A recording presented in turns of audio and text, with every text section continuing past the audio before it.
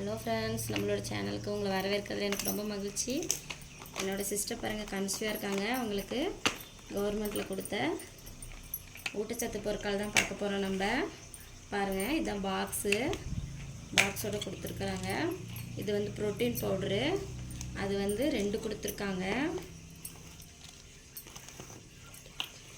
இது வந்து calcium tonic, இது வந்து 3 கொடுத்துருக்காங்க. இது பூச்சி மாத்திரை பாருங்கள். ஆவின் நெய் பாருங்கள், 1 கொடுத்துருக்காங்க.